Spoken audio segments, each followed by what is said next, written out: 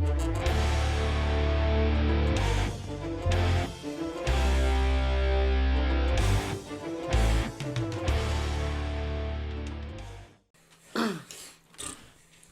guys. Hello. So for today, obviously to tie into the new Halloween Kills coming up, we decided to do Halloween, but the original 1978 Halloween. Classic. The classic. I've never seen it. Yeah. Like, yeah, this is going to be a very interesting episode. But yeah, so let's just start with our credits first to get that out of the way. So this movie was directed by John Carpenter, and John Carpenter also did wrote the theme for this movie. The dun dun dun dun dun. Oh, he composed it. Yeah, he composed the theme. Okay, nice. Yeah. Writing credits by John Carpenter and Deborah Hill, female screenwriter. Nice. Shout out. Yeah, I saw the credits yesterday. I was like, damn, nice. Cinematography by Dean Cundy, your boy. Ooh, Jurassic Park and Back to the Future. Yep. And probably a lot others that I haven't seen yet. Yeah. Film editing by Charles Bornstein and Tommy Lee Wallace. And Tommy Lee Wallace not only was an editor, he also was a production designer for this film. Nice. Wow. So, two unusual roles. Yeah. Well, I mean, I think they're not unusual, but like they're not in the same league. But I think like also because the class. thing is, this was a low budget like horror movie made on like a shoestring budget. So people helped where they could. So people obviously like had multiple roles and everything. And you know, whenever you do, for those who don't know, whenever you do a low budget project, you usually do have people doing multiple job roles. That's true. Yeah, because obviously you can't afford to hire a separate production designer and all that type of stuff. No. Yeah, no, not when your budget is tight.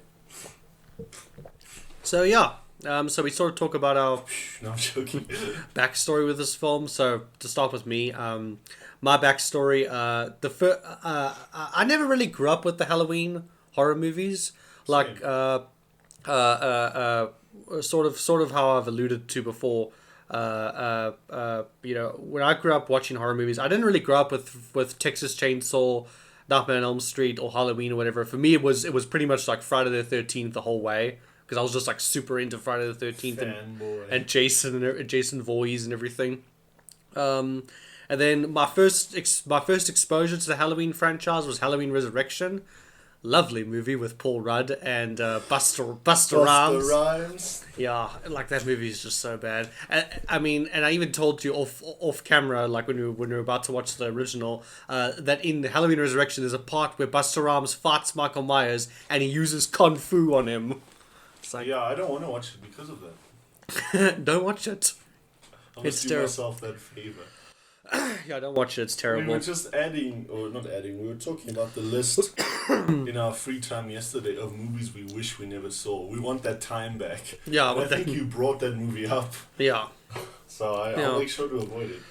Yeah, and then I watched the 2018 Halloween film, which I understand. I understand some people do like the new reboot and they do like the new direction and everything, but I hated the 2018 reboot. I could not stand that movie, and I know you haven't seen it, so I won't spoil it. I won't spoil what happens in it, but basically in the movie there, I mean, because the whole premise of the 2018 film is that it's Laurie Strode like 40 years later, or 40 years later, and she's basically. She's obviously like, you know, an old woman now. She's, you know, Granny from the Hood. Granny from the Hood. Yeah, she's Granny from the Hood. And then she basically has spent her entire life preparing for when Michael Myers returns, because Michael Myers will come back. And she basically is like, you know, she's got this house. She's like set up her house with traps. She's got like freaking the whole armory of guns in her like closet and everything. It's like, she is from the Hood. It's pretty intense. And then she's basically got a daughter, and then her daughter has a daughter. So she has a daughter and a granddaughter. And the granddaughter's like a teenager in high school or whatever. And oh my gosh. The problem is that what they sold us, when that movie was coming out, what they sold us on was it was going to be Laurie Strode versus Michael Myers. And we do get a bit of that towards the end. We get a little bit of a fight between Laurie Strode and Michael Myers. And I will say the fight between them is pretty awesome. Like, because it's basically like sort of picture the fight that we see, the sort of the encounter that they have at the end of this movie, except this time Michael is the prey and Michael is the prey and Laurie is the hunter. Wow. Yeah, it's a pretty epic fight. But yeah, The problem is they sold us on that, but the problem is most of the runtime is dedicated to the granddaughter in high school and the love triangle that she has between two boys and the prom and everything like that. It's just like, oh my gosh, I don't care about any of this. I just want to see Laurie Strode. So yeah, that was the problem. And then also there was, again, I won't spoil it, but basically at the end of Act 2 going into Act 3 there's a twist. And I understand that it was a risk that they took, but they basically do that. There's a twist in the film, and they basically take the film in a completely different direction. But it angered me something furious. Like I was just like, this is the most rubbish screenwriting I've ever seen in my life. Like my time has been wasted, and I'd like my 2 hours back, please. But yeah, no, it was terrible. I didn't like the twist. They did this twist, and then like 10 minutes later they abandoned it, so it's kind of pointless. But yeah, anyway, so there's Halloween Kills coming out. I haven't seen any of the trailers yet. I will probably still watch it just to see where they go with it.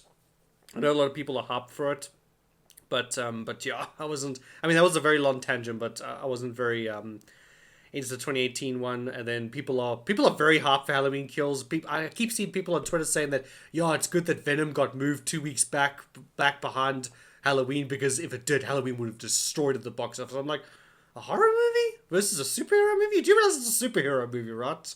It's a comic book movie against the horror. I understand horror and comic book movies are the two biggest, money makers right now in Hollywood, but like, I don't know.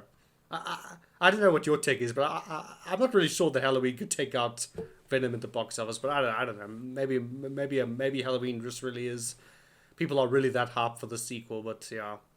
But anyway, so just to end off my backstory here quickly, basically I watched the 2018 one was thing, and then I immediately went and watched the original 1978 one, because I hadn't seen the 1978 one. I honestly should have watched that before I watched 2018, but anyway, I watched the 78 one and I was like, this is superior in every single way, and this movie and the 1978 one doesn't waste your time like the 2018 one did for me.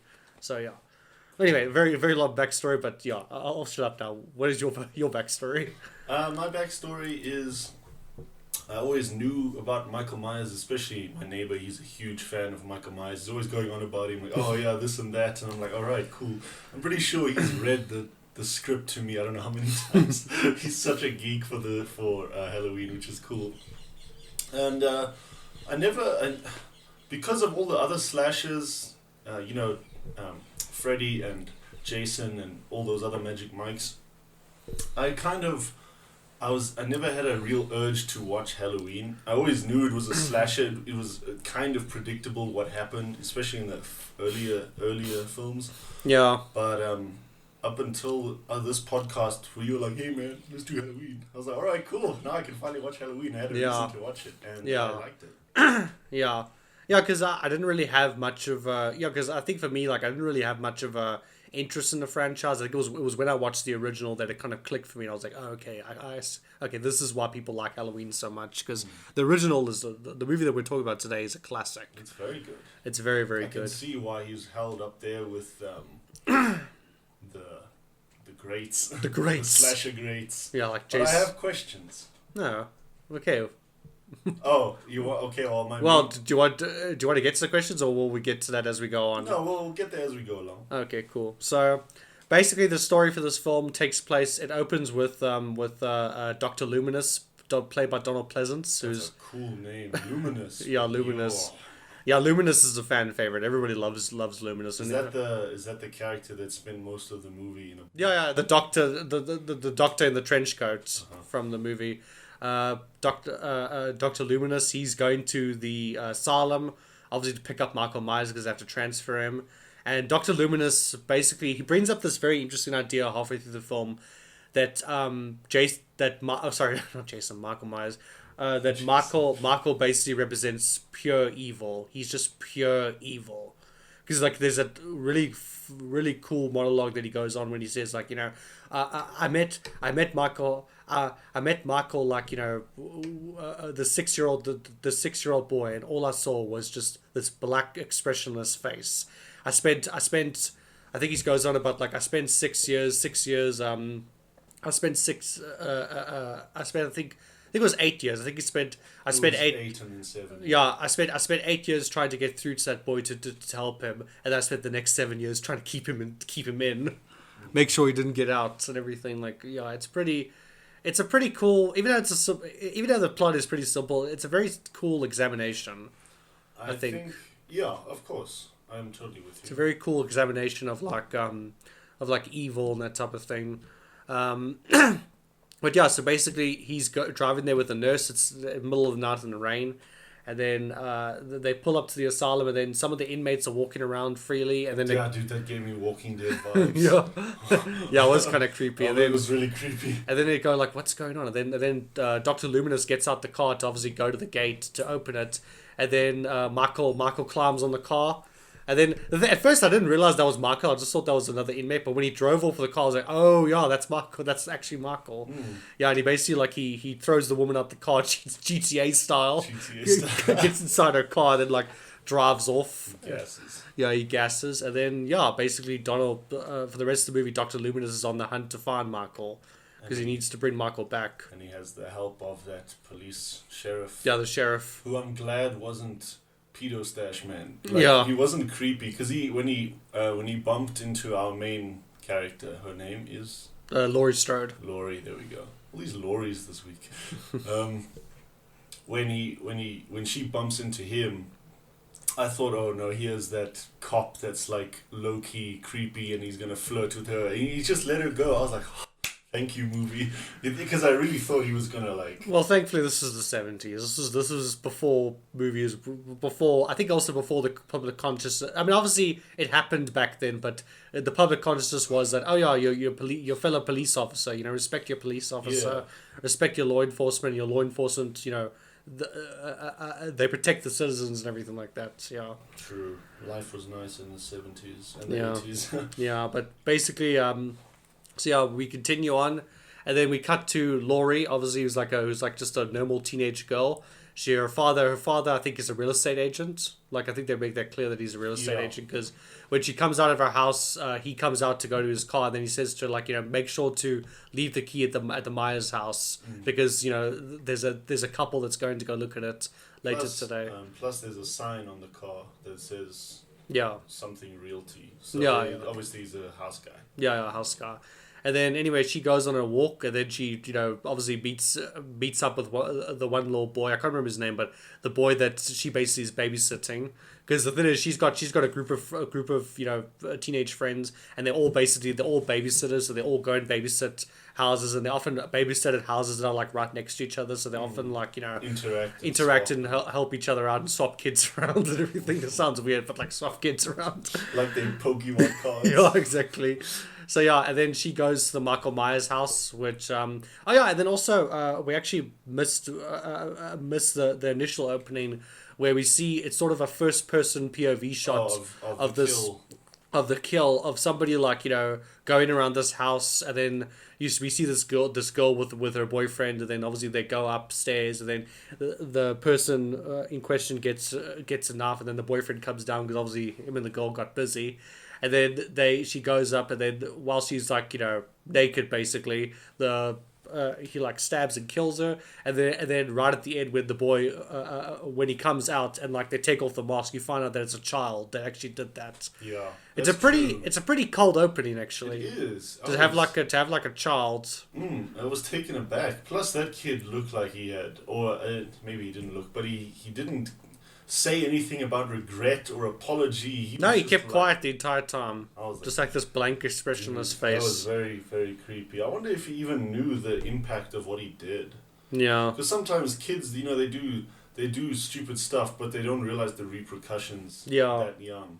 Yeah, but basically, that's obviously Michael Myers, who killed his sister, Judith Myers, and then basically Laurie goes to go put the key under the mat so that the couple that comes in has the key to get in, and then she leaves, and basically that's when Michael gets his first sights of Laurie, and it's basically just like, hello. Yeah, he's just like, hey, you girl. Yeah, it's not that. Basically, he's like, yeah, that's my kill. That's my kill. Mm-hmm. Yeah, and the rest of the movie is pretty interesting, because the rest of the movie is just like kind of a mundane, Laurie's basically just daily schedule. She goes to school, she goes to the thing, but like the whole time while she's going about her daily routine, Michael's constantly just following her. Like he has that car that he obviously follows her with. And then she keeps seeing him show up, and you always see him from a distance. You never see him. I want to say that. You never see him actually up close, but you always see Michael from a distance. And he's obviously got the mask on, and it's just like a very interesting like stalker movie, basically. It is. Yeah, and it's only like really like in the second half of the movie that the kills actually start to happen. Exactly. Yeah. And then, basically cut to it. She basically finishes school. She meets up with her friends. They're walking down the thing. And then there's a one part where Michael's like, sort of like riding, like sort of watching them. And then like when they look at him, like he sort of drives off. And then the one friend like, tells him off or whatever. And then like there's that one moment where like he stops. And then like you think he's going to reverse back and like kill them. And then like he goes off or whatever. But I think that was kind of when Michael's like, okay, I'm gonna kill you later. That girl that told him off, he's like, yeah, I'm gonna kill you. I'm killing you first. Yeah. Yeah. And then he... Yes, I love that shot. That whole sequence where he stops and he lingers there. And the thing is, they even have the car in shot from like sort of their distance almost. Yeah. Like, I think that's a bit closer, but the car is still far away, and you're like, if it starts moving now, you're gonna cry. Yeah, exactly. Yeah. I remember that happened to me the one time. Sort of like a little tangent funny story, but there's this one funny time where me and my dad were out in the front, obviously like by the in front of the gate, because obviously we all have gates, and then there's usually like a lawn in front of your gate for a lot of houses or whatever. Mm-hmm. So we were in the front of the gate. We were busy mowing. Me and my dad were busy mowing the lawn, and this one guy like he does a lot of like rubble removal and that type of thing. He lives in my neighborhood, but the problem is he knows that my mom is single and that she doesn't have that she's single and everything. She's a single mom, but he always tries to take advantage of her and still like charges, even though we gave him my old washing machine, he still charged us for money and everything. But anyway, the one time we were busy mowing the lawn, and then my dad obviously doesn't know about this guy or what he's done or how he's cheated my mom or anything like that. Oh, he knows now. Yeah, he knows now. So basically, like the one time, like he was driving past, and then we were busy mowing the lawn, and then I saw his car, and I was just going, dude, just keep driving. And then, of course, he doesn't. He stops his car, like, goes into gear, reverses the car. And I'm just going, like, dude, don't do it. And then he comes out and says, hey, you're cutting the grass. You want my garden service and everything. And my dad's kind of going like, yeah, we could use a garden service. And then I like had to like step in, and then I'm like, yeah, look, maybe you should go show him in the back or whatever. And I'm like, not now, Dad. I had to like be like that basically. And then the guy left, and then afterwards, and my dad was like, well, what was that about? I had to tell him why, basically. Sure. Yeah. Wow, that's cool. I didn't know that. Yeah, I don't know, when I told my mom the story, she like laughed. She thought it was very funny. But yeah, I don't know. Happened, the braking and then reversing happened to me once as well. I was with a kid, and he was kind of a troublemaker. And this car of like this young guy in his 20s, he looked like he had the worst day of his life. He came driving past, and the character I was with, he shouted at him, like he swore at him. And then he got up the road. I was like, oh, he didn't hear dead stop, reverse. And I was like, oh no. Yeah. So I don't know, when I was when that part of the movie where Michael Myers stopped the car, I got like Vietnam flashbacks. but anyway, so continuing.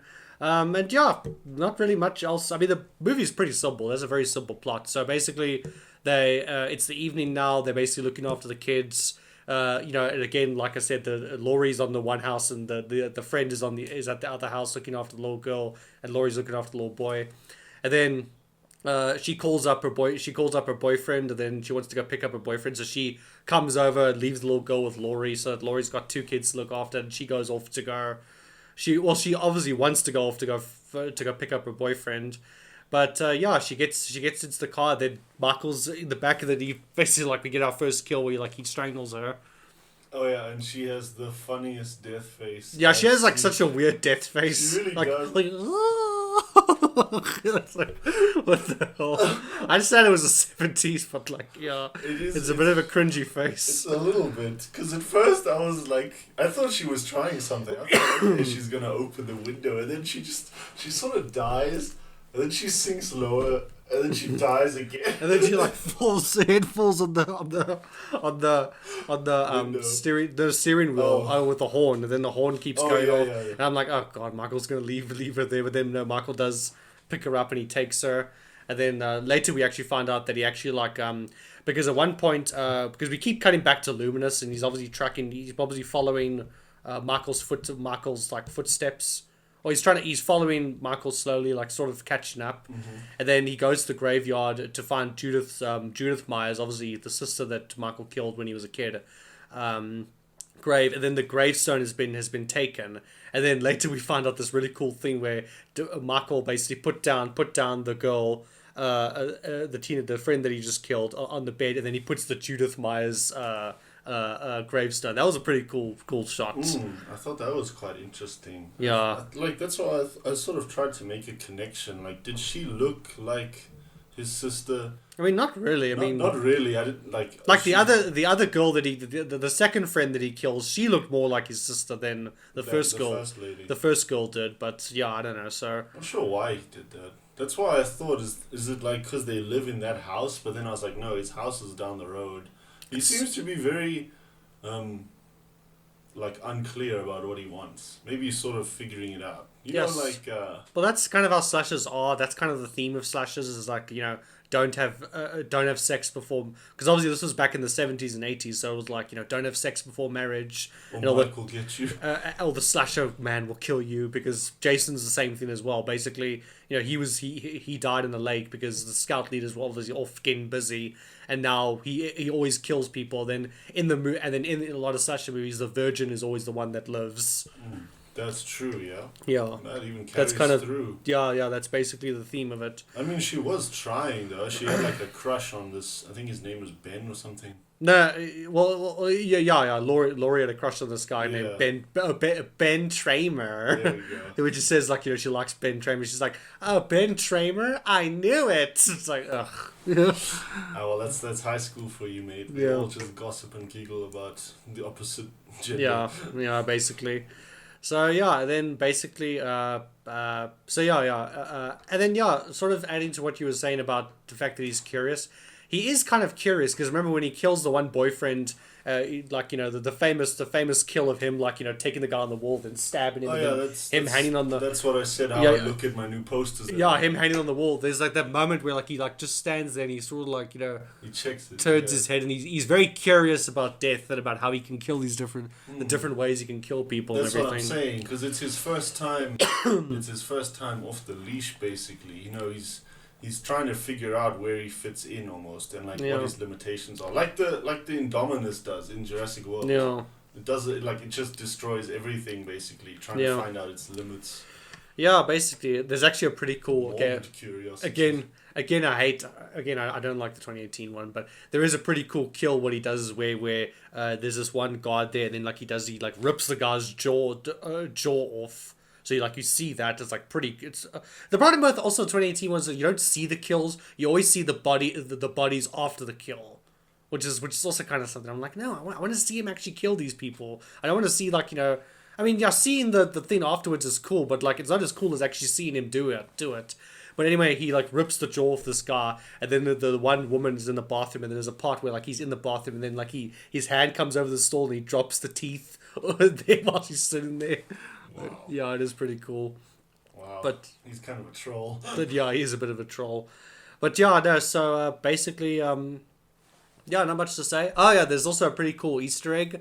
Because at one point, Laurie is sitting with the two kids, and then they're watching The Thing, the original 1950... the original one from the 50s, and then obviously we know that just a few years later after this, John Carpenter did his 80s remake of The Thing, which is a classic in sci-fi horror, and definitely a film we need to do at one point. Oh yeah, dude, I want to do The Thing. I'm not gonna lie. Yeah, The Thing is very cool. There's a station in the Arctic or the Antarctic. Where does Thing take place? The Thing, yeah, I think it takes place in the Antarctic. In the Antarctic. Yeah. Okay, well, anyway, whichever pole they're on, there's a station out there, like a research station, and they the people that work there make it a tradition that whenever they arrive back there, they have to watch the thing. Oh, yeah. That's really cool. Yeah, that is actually very cool. So I really look forward to the thing. Yeah, the thing is definitely a classic, but yeah, I always found that was a cool Easter egg, like him sort of dropping hints about what his that's what I was about what his next project's going to be. Or not even a hint. Maybe he was like, I don't know if these guys owned the rights to the thing and like they funded it and produced it.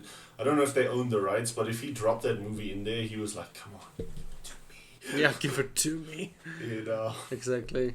But yeah, no, so yeah, pretty much not much else happens. Pretty much, eventually he kills a bunch of kids, and eventually he's going to get to Laurie, and then they have their little skirmish, and yeah, it's pretty cool. She does hold her own. She definitely she does stab him a couple of times, but he always gets back up. And that's the problem with these guys; they always get back up. Yeah, and then eventually she's in a closet. He sort of comes bursting through, but then Luminous shows up, and Luminous shoots him four or five times, and then he falls off the patio and back onto the lawn, and then there's that very famous shot of Luminous goes down and he looks down, you see Michael's body, then he looks away and he looks back, and then Michael's gone. Despawned. Yeah. Yeah, no, they were setting up a sequel, I think. Well, there actually is a sequel. I mean, there's of course millions of sequels, but basically, okay, I haven't watched a lot of the sequels. Obviously, I'm going off of sort of what I've seen reviews and that type of thing. Chris Stuckman, who I do recommend, by the way, he has a pretty great reviews. Okay, he hasn't done all of them. I think he's slowly getting through the series, but he's done a pretty good review series of a lot of the Halloween movies. I think what he does is that every Halloween he always reviews some kind of Halloween movie. I think he's got up to Halloween 4 now in his series, but anyway, he reviewed Halloween 2, and Halloween 2 pretty much picks up directly after Halloween 1. And it's but from what he said about it is that it's not as good as the first one, obviously, but the thing about it is that, you kind of have to watch the first one to see it, because, and the thing about it is that the best way to watch is to watch Halloween 1 and then straight after watch Halloween 2, as a two-parter type thing. But yeah, and then but interesting. So I guess we'll sort of talk about the legacy of the series and everything like that. But anyway, so what are your do you have any thoughts or anything about this movie you want to talk about? I have a question. Yeah. And that is. Oh yeah, your questions. Yeah. Yeah, that is, what is up with Jason? Sorry, Jason. What is up with Mike? Because he is a tank. I mean, he takes gunshots and all sorts, and he just gets back up. Is he haunted, possessed? Is he just really strong? Because as my dad says, I don't care how big you are, a bullet to the face will whack you.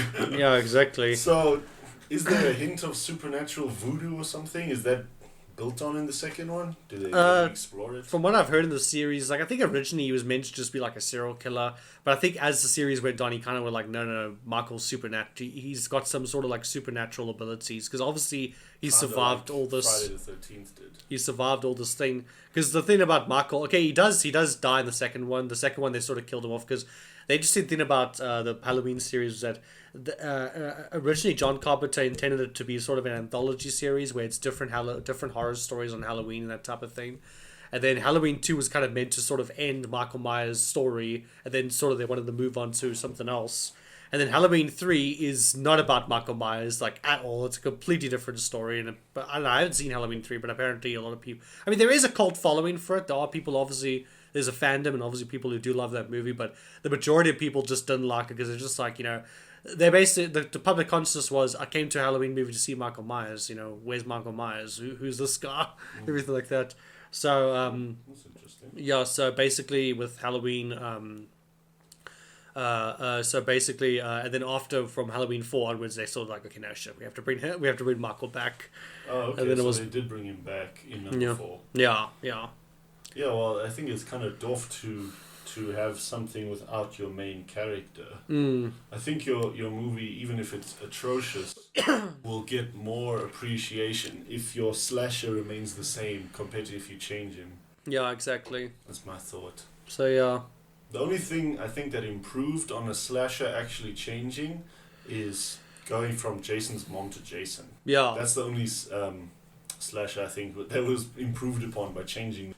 Alright, so yeah, so you just quit going on your last point about Jason's the turn from Jason's mom to Jason. Yeah, I was saying that's the only time that a slasher was actually improved upon when it changed. I think any other time would the fan base was like, no, like they didn't like the idea. No, okay, I'm not saying that it's a common occurrence that slashers change who they are, middle of their franchise, but I think as one example, that's a good one.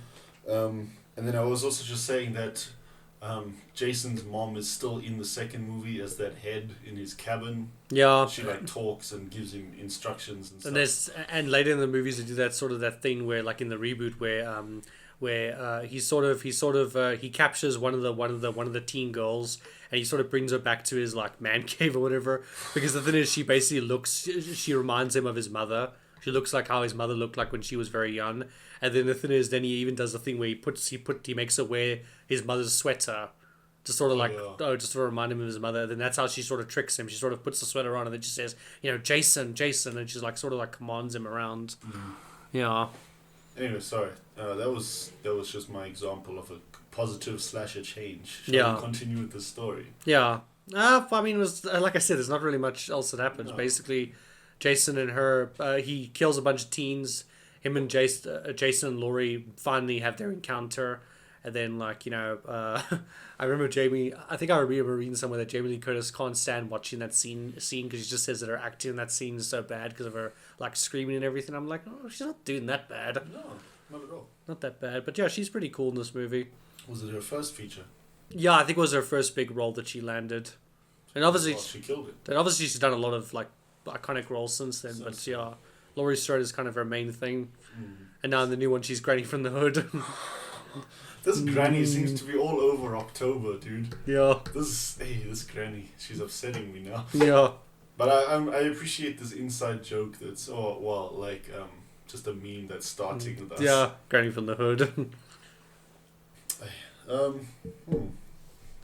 Play by play. Yeah, I think you pretty much covered it. Jason gets killed, kind of. Michael. Jason. Sorry, I'm still thinking of Friday the 13th. Michael gets killed and he despawns, but I don't know. Did you like that as an ending? Did you appreciate that? Yeah, I appreciated it. I thought it was a very good ending. I thought it was a very cool because then you sort of it's just very creepy. The fact that he got shot for 4 or 5 times and then you look and then he's there, then you turn away and then you look again and he's gone. It's just kind of helps to have the mystery. And also that's one thing I really liked was his breathing, because you made the joke of Darth Vader, but there's a lot of those shots where there's that one shot, for example, when he gets his first sight of Laurie, and then she's obviously walking away from the house and she's walking down the cross the road basically, and there's that shot where he comes into frame and you sort of see just his shoulder and bit of his back, and you just hear that breathing dude.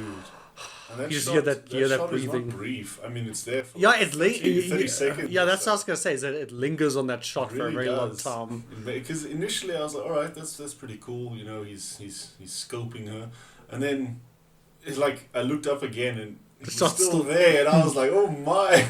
Yeah. They really wanted to emphasize that he was watching. Yeah, but then I was going to get to the part where when he disappears, afterwards you just hear, it keeps cutting between different shots of the house and the neighborhood and everything, but you keep hearing Jason, sorry, even though I'm doing it now, you keep hearing Michael's breathing yeah, you do. Just to kind of show that he's still out there. Yeah. He's still out there and he's still ready to kill. Use that a lot. You're right. I hadn't thought of it until the end scene. But you bringing it up reminded me that it's actually scattered quite a lot throughout the film. Yeah, I think generally we've been covering a lot of films that we've said the plots are fairly simple. But yeah. I don't think they're actually bad because they're simple. No, the thing about movies like this and maybe the Friday the 13th, whatever, is that they're simple but they have layers to it. They have a lot of interesting layers, and like how we talked about in our Descent episode. The plot of that movie is simple, but it just has those extra layers to it that just make it stand out from just your average normal horror movie. True. I don't really have a lot else to say beyond our discussion, I'll be honest. I really liked it, but there was nothing nothing really to theorize or question, or it's pretty straightforward. Yeah. If I'm honest. But the thing is, I think that's what happens. The simplicity works. And the movie is short, it's to the point, and it doesn't waste your time. It doesn't waste your time. Yeah, like some other movies. I mean... Some sequels. I mean, I could, I would be happy if either ending occurred. Like, he either was dead on the lawn there, or the one we actually got where he's gone. Yeah. I'm happy with either or, because he doesn't seem like a character they really over-dramatized. Yeah. They don't make him seem more threatening than he is, like there's some voodoo about him or anything like that. He's just a dude. Yeah. And okay, I mean, he's a threat because he's a big guy, he's a loon, and also his targets are like women and children a lot of the time. Yeah. So sort of they're, not that they can't defend themselves, but he does sort of outsize them and overpower them. So yeah, and then it comes back to that thing of what Luminous says, where it's like, Michael Myers just represents he's just pure evil. It's like this examination. I remember, I think it was Chris Stuckman when I was watching his review that he sort of put it very well, where he said that, this movie is an examination of evil. Like evil in its purest form. True, because he doesn't seem to be selective. Like, he's like, oh no, I won't harm, women or children, for example. He'll whack whoever. Yeah, because the children, because there's that one part where the kid bumps into him at the school, then he doesn't do anything to him. Yeah, he holds him. And then he lets go. Let's go, yeah. Yeah. Oh, that's that lawn that it was like a minefield. Like a minefield of puddles. In it. Yeah. Sorry. It was weird. I really don't know what was up with that field. I think in the sequels, granted I haven't watched them, I've just been going off of videos I've seen in Chris Stuckman's reviews. I think later in the series there's this little girl that Michael, because I think after a while they sort of got rid of Laurie Strode. Because it's later in the sequels they did this whole thing where Laurie and Michael were actually twins. That she was his sister or something. Sorry, not twins. I think they were brother and sister or something like that. And it's kind of weird. And then they sort of got rid of Laurie Strode, and then they had this little girl who had abilities or something like that, and she was kind of the next person that Michael went after, and there was at least 2 or 3 films with him hunting her. So yeah, there have been times where he has hunted kids, but yeah. And I feel like that's kind of the one thing that slashers shouldn't. Or at least with slashers, I feel like that's the one thing. Slashers should stick to teenagers and just adults. But I feel like, okay, I mean, I understand that slashers are meant to be evil. They're not meant to have a moral compass or whatever. But I feel like kids is kind of the one thing where they don't do anything to them. You kind of wish that was the case, or well, I wish that was the case. Okay. Yeah, I mean, obviously, I can't think of many examples where they do go after kids, but Candyman captured the one kid. Candyman did kill that one kid. But yeah, I don't know, the morality complex is a bit weird, but there's actually... I don't like... Again, like I said, I don't like the 2018 movie, but there is this one really funny moment. There's this little kid... Because obviously they cut to this one teenager and she's looking after this kid, and the kid's very funny. He's going on about how, she's talking to her boyfriend in code words, and then he's going I know you talk about weed and all that type of stuff. And then there's this one part where they're hiding in the bedroom, and then Michael Myers comes out of the closet, and then the kid's just no, and he just oh hell no, and he just runs out, he has this comedy, just runs out the house. It was just so funny. Oh yeah. I think that was also my problem with the 2018 was the 2018 one. It relied so much on humor. There was so many jokes in that movie because it was basically Marvel. You know what makes money right now? Marvel movies. You know what Marvel movies do? They have jokes in them. So we're gonna have jokes in our movie. A horror movie about a serial killer is gonna have jokes in it. Well, jokes are situational. Yeah, I know it's situational, but the problem with that movie, I feel, is that was the only situational joke. I feel in terms of humor, that kid should have been in terms of humor in the film, that kid should have been it. He should have been the only character that actually had some funny lines, and that bit of him going oh hell no, and when he runs away, when he sees Michael Myers, that should have been the only comedy that you get in the movie. But of course, they had to have every character is a stand-up comedian and all that type of stuff. It's just ugh. Oh, they're very exaggerated. And then the one Laurie's granddaughter in the film. There's a part where she's in the kitchen with her dad, and then her dad's I got peanut butter on my, and it's just it's what the hell, man? Why do you have these cringy jokes in a Halloween movie? That's painful to. I think That's right, about the 2018 movie. I came to that movie for Michael Myers and Laurie Strode. Instead, I get all these cringy freaking characters. These wacky, eccentric characters. It's just like, what is going on? The whole circus was there. It's like our Lake Placid episode. Everybody but the sheriff is just this eccentric, weirdo type person. It's just like, what is going on? Yeah, I forgot that we made that observation. How everyone is a loon in that movie, except for the sheriff. He's like, "What the hell's wrong with you people?" Oh, I love that film. I need to watch 2018 now, just to rant about it. It sounds like fun. Yeah, I was thinking maybe we could do like a deal. Maybe we could do like our shorter, briefer episodes. We could do a brief episode on the 2018 film or something. At some point, maybe next time we get together to film. Yeah. But yeah. Do a bonus features on Halloween 2018. Sure. Why not? Yeah. Because, I mean, the movie's terrible. I don't ever want to watch it again, but I wouldn't mind watching it with you, just to kind of get your reactions and your commentary, your famous, point out the obvious commentary. Yeah, dude, I don't know why. I don't know how it works, but you seem to be a really big fan of my rants. Because your quips are just so funny. Like, I'm busy sitting there trying to watch a movie, then you make some quip the grass, what's up with all the puddles and stuff. And I'm just like, it's stuff that I would never notice when I'm watching the movie, but you point it out, and then I'm just like, I'm just sitting there laughing. It's always so funny. That's why I'm saying we need to do commentaries, because commentaries I think would be a hit. Dude, yeah, okay. I think maybe we should. I'm down for that. If anyone wants to hear me rant about terrible movies, I know we don't really rant about our movies. No, we don't really. We tend to give them a shot, Okay, well, I had a bit of a rant earlier about the 2018 film, but yeah.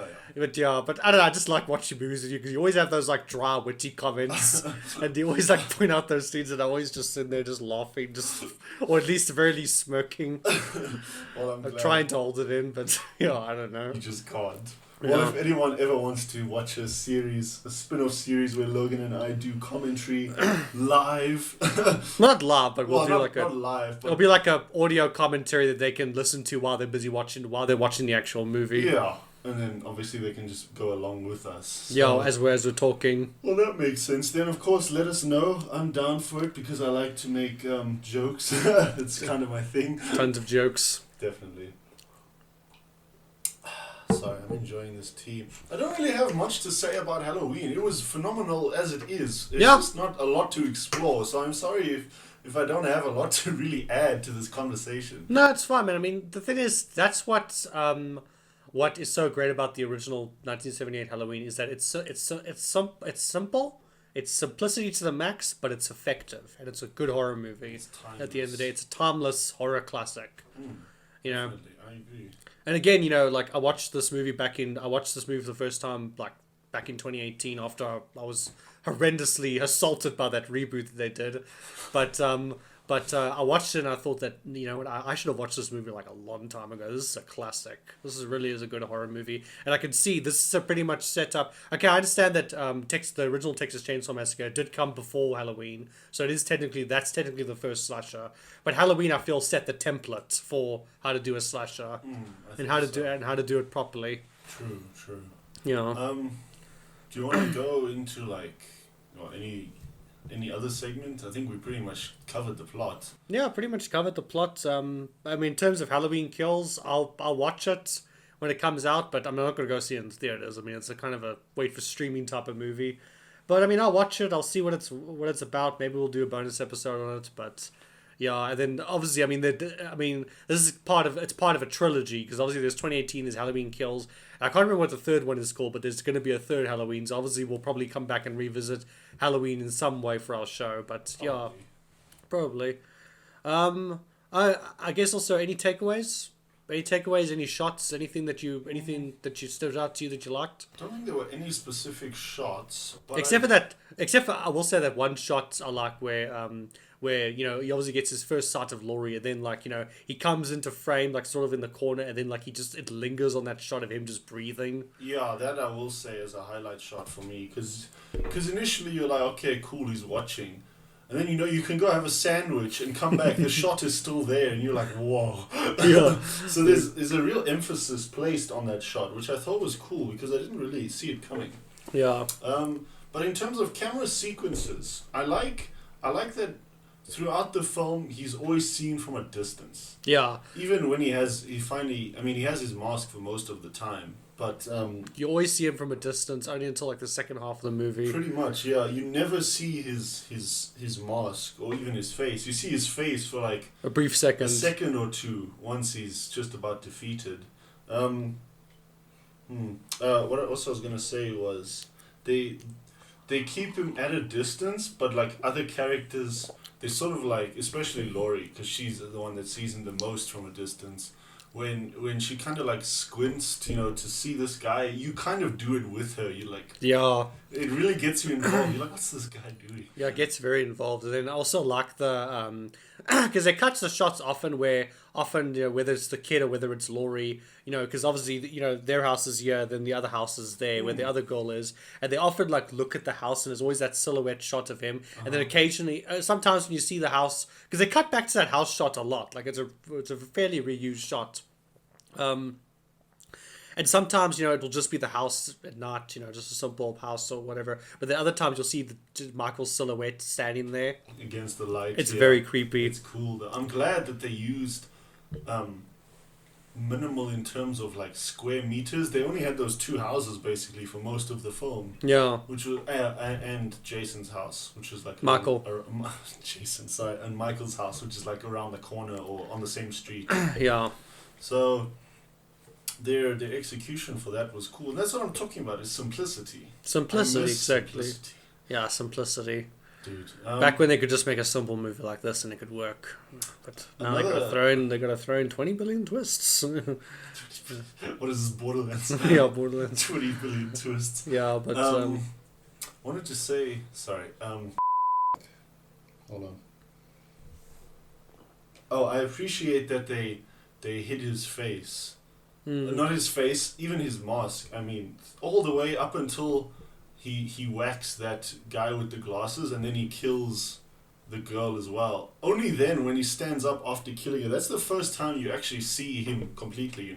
Yeah, also that it's very ominous and like side shots. That's a very far. Yeah, that's a very nice shot as well. When he stabs and like obviously hangs up the boyfriend on that wall, and then like that like shot that lingers of him just like looking and sort of studying the corpse and everything. That's a very nice shot. And also later, when obviously after he whacks the boyfriend and he goes upstairs to the girl and he has like that sheet over him, dude, and he puts on the boyfriend's glasses so that she thinks it's him. And there's a whole thing where like she's like sitting there and she sees him, she's like, oh, nice get up, and he's just like standing there. It's just like, so did you bring my beer?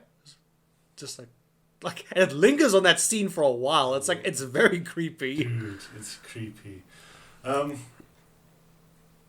find it weird. Like I saw it, I think twice in the film. The first step he takes is very weird. Like it doesn't look like how when you start walking, you just take a step. He has like a very weird. Yeah. You said Yeah, I remember you said that.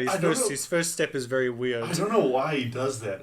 That's how I was like, no, this guy is a zombie. He's dead. Like he leans back to build into the step, and then afterwards he walks normally. Yeah. But every time he starts walking, I'm like, what's with this first step? I think it's just off-putting. Yeah. Like subtly off-putting. It's meant to subtly just make you like on ease. Like this guy's like, not. What the hell's on this guy is shady. He is very creepy. What did you think about having the cop, that sheriff deputy, or just the sheriff? Officer? I mean, he's not really a character. He's kind of just someone for Donald Pleasance to kind of bounce off of a lot of the time, True. And for him to give him his epic monologue where he's like, that child, Michael is pure evil, what type of stuff. But yeah, I don't know. The sheriff's not really much. I mean, I do find that one scene very funny where like Laurie and her friend are busy the friend obviously being the sheriff's daughter. And then they're busy like smoking pot in the car. And then when they see the cop car, they're like, oh damn, like hide the thing. They gotta like hide the pot before they roll up to where the dad is. That was very funny. But yeah, no, other than that, yeah, I no. think he smelled it. He's like, no, he didn't. No, he didn't. He always has that look. He always has that look on his face. Yeah. No, I just think it was a great film. As I say, there isn't much to say. I mean, I'd like to analyze it a bit deeper, but I don't want to call it shallow, it's just very to the point. Very to the point, very simplistic. And it's also not like abstract and makes you question, and there's like themes involved, Yeah. Nothing like that. It's just to the point. Yeah, it's pretty cool. So, But yeah. I do appreciate Dean Cundy's camera work again. Yeah, his camera work is amazing. He's quickly becoming my favorite DOP. He's such Yeah. an inspiration for me. Yeah, I Dean love him. Cundy, he's for cinematography in this film was phenomenal. Absolutely amazing. And then, yeah, if you were to give it a rating, what would you give it? 2, because you saw his face. I'm joking. I don't know. I wanted to say 10, but I feel like I say that a lot. What would you give it? I would go with a 9. Okay. 9, pretty much a great film. I mean, obviously, if you nitpick it, I mean, the acting's not that great. Aside from like a lot of the teenage, especially like Laurie's friends, their acting is just a bit abysmal. I think But I mean, that's you could kind of part of the cheesy you can 80s charm. Yeah, that's the thing. You can kind of but the thing is that again, that's part of the charm. It's That's kind of what I like about. It's kind of what's always drawn me to slasher movies. That there's often a lot of bad acting. There's often like teenagers that you just wish would die already, but like that's kind of the part of the charm of slasher films. Exactly. Yeah. It's that like 80s nostalgia you feel for Yeah. them, which I love. No, I would give it a 9 as well. Yeah. Brilliant groundwork, as you said, for a franchise, at least for the sequel. I know, as you said, from the third one, and then somewhere in the middle they kind of lost their way, and now with the newer ones they're still a bit wonky, but there's definitely a cult following for the franchise. It wouldn't do so well otherwise. But I don't think it's really a cult following. I think it's a massive following. I think Halloween. Sorry, not a cult following. Because I feel Halloween is kind of like, okay, Halloween 3, yeah, that's the one with the one that's not about Michael. That one obviously has a cult following, but the Halloween franchise as a whole, it's very respected. It's very respected amongst the cinema community. It's got this great respect. I think recently, I could stand to be corrected, so someone in the comments might correct me. But if I remember correctly, I think they did box sets recently, like Blu-ray box sets for Friday the 13th and for Jason and for Halloween. Halloween got 4K. I think almost all of the. Okay, I'm not sure if it was all of them or it was just like the first 5, and then some of them didn't get that. But almost all of the Halloween movies have been remastered in 4K, and not just any movie gets a 4K. Especially since a lot of the Halloween sequels are terrible. Like for a bad movie to get a 4K remaster, that says a lot. That says that Halloween really does have a mainstay with people. It does. And Friday the 13th, Friday the 13th didn't get a 4K because the problem is just there's a whole legal battle with that about who owns the rights, and the problem is different films in the series are owned by different studio companies and that type of thing. So it's a lot more complicated than that. That's a rat's nest. Yeah. It's a lot more complicated than with Halloween. But the fact that that Friday the 13th just got okay. Again, I understand the legal battle and the legal issues behind it, but the fact that Friday the 13th got just regular Blu-ray box set and Halloween got a 4K remaster of everything. That just shows that people respect this franchise. I can sort of understand what that, because I remember the one. I can sort of understand what people are going on about Twitter about. Oh, Halloween's gonna, if Venom and Halloween open on the same weekend, Halloween would have destroyed Venom. Okay, I still don't agree with that. I still don't think. I mean, I think the majority. I don't think so. I think they would do well in their own leagues. Yeah, it would do well. I don't think Halloween sequel bomb. It will make a lot of money. It's just that compared to Venom, it's not gonna outgross Venom. Come on, man. Come on. At the end of the day, it's not gonna outgross Venom. Venom is a PG-13 movie. More people can go see it, and it's a superhero movie. Superhero movies make more money at the end of the day. So I don't know, but yeah, no. Halloween's just got a great legacy, and I'm just glad that when we were talking about doing this, I sort of mentioned this with the Candyman episode, but when we were talking about doing this podcast, and I was thinking about what movies we could do, Halloween instantly came to mind. I was like, yeah, no, we definitely have to do a Halloween episode at some point. I'm glad we did. It was my introduction to the franchise. I will be watching more as time goes by, obviously. Yeah. You kind of want to spread them out a bit before you get to like the 5th movie in one day, and you're like, oh, another movie. Yeah. So rather space them out a bit, but I will definitely continue. It's not something I can't watch. A slasher I really don't like is Chucky. Yeah, I told you. Yeah, you told me the other night you don't like Chucky.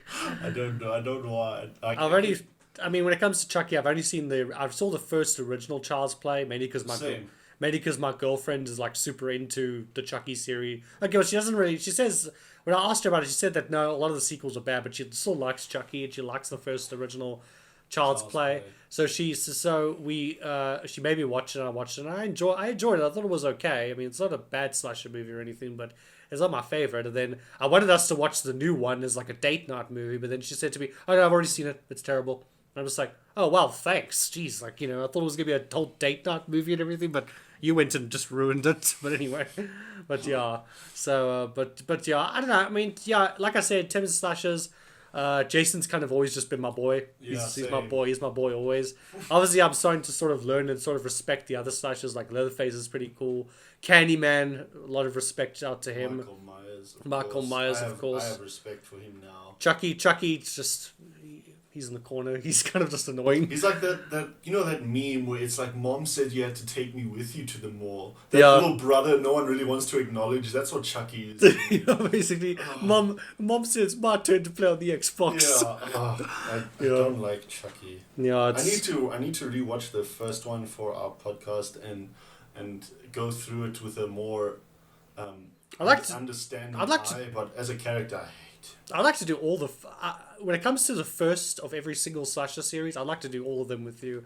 I'd like to do a Texas Chainsaw Massacre episode. Yeah, I haven't seen it. I would love to do a Nightmare on Elm Street episode, the first one, because I really like the first Nightmare on Elm Street. I mean, I haven't really watched a lot of the sequels. The sequels kind of got a bit weird, but the first one is very good for Nightmare on Elm Street, and the reboots of... Okay, a lot of people don't like the reboot of Nightmare on Elm Street, but I actually like the reboot. I think the reboot's pretty cool.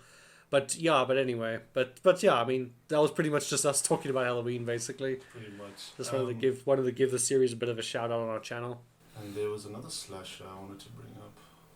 Well, it's not really a slasher, but I guess we can. Jeepers Creepers. Please no. But we have to do it at some point. It, yeah, definitely. I know he's not a slasher, but he's definitely thrown in there with nostalgic villains. That's like horror villains. Definitely a good one. So yeah, I think that would be it from my side. Don't have much else to say other than brilliantly executed. Glad that you watched it. Yes, very. I've always wanted. I want to get to the slashers, and I will. And I get there like as time goes by. Especially that's why I'm glad to have you as my co-host, because I said a lot of the time I don't have free time. Right, I'm always working on something, but you're like, hey, this is a movie, you need to watch it. And then I have to watch it for this podcast. And I'm so much, I'm so, like, fascinated that I did. I'm like, yes, that was awesome. Yeah, I'm trying to broaden your horizons more and more. Mm-hmm. Yeah. So that's why I'm glad to have you as the co-host. Because you have a larger cinematic knowledge than I do, as I said. So I'm always getting referrals to you. And it's nice to sit down with you. Plus, as I say, you're the more harsh judge between us. Yeah. I'm the more forgiving, but it's cool just to go through the flows and discuss the classics. Yeah, exactly. But yeah, thanks a lot for watching, guys. If you enjoy this, please like, share, and subscribe. Sorry. If you have any feedback, please leave a comment, or if you're one of our podcast audio listeners, please do share. Give us write a review just to give us some feedback, because we're always trying to improve the show. And thanks guys. Thanks guys.